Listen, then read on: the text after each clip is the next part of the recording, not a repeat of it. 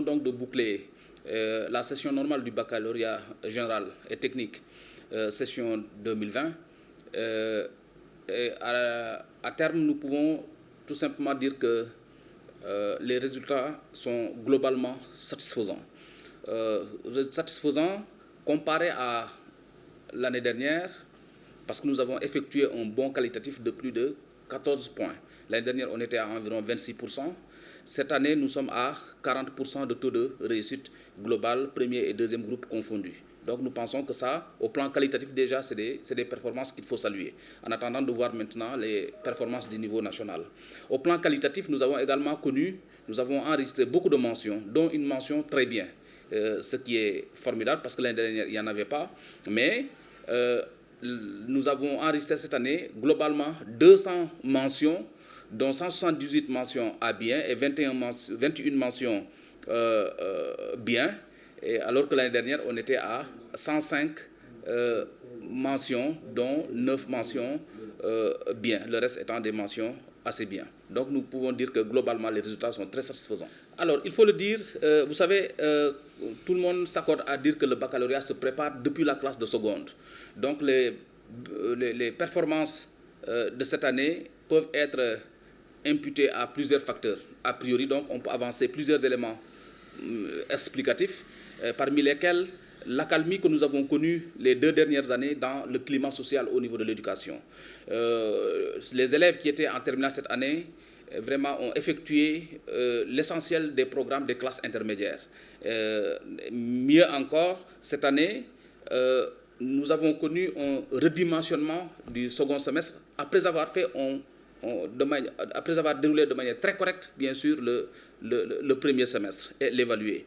Et donc, le redimensionnement des programmes au second semestre, combiné à la réduction des effectifs qui étaient devenus plus maîtrisables, n'est-ce pas, ont fait que les professeurs ont pu terminer en toute sérénité les programmes, mais également, ils ont pu entraîner et préparer suffisamment les élèves, les candidats. À cela s'ajoute leur propre motivation, parce que c'était un défi qu'il fallait relever. Les enseignants s'étaient fixés comme défi vraiment de relever, n'est-ce pas, de faire des performances en dépit du contexte qui, au plan sanitaire, était un peu préoccupant.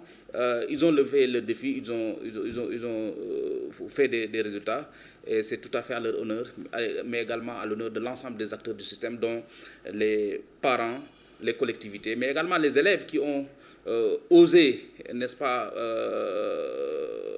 braver, voilà, comment dire encore, prendre les risques dans ce contexte-là, et vraiment apprendre, comment dirais-je encore, qui ont osé prendre le risque de retourner à l'école malgré le contexte, mais également les autorités locales, les autorités scolaires, les autorités administratives qui ont accompagné cette reprise-là en mettant en place les conditions de sécurité sanitaire de reprise. Ce que j'ai avancé comme élément explicatif de ces performances au bac peuvent être également avancés a priori pour le BFM et le CFE, parce que c'est également la même situation, le même contexte, et nous osons espérer qu'on aura également de bons résultats, de bonnes performances, aussi bien au CFE qu'à l'entrée en 6e.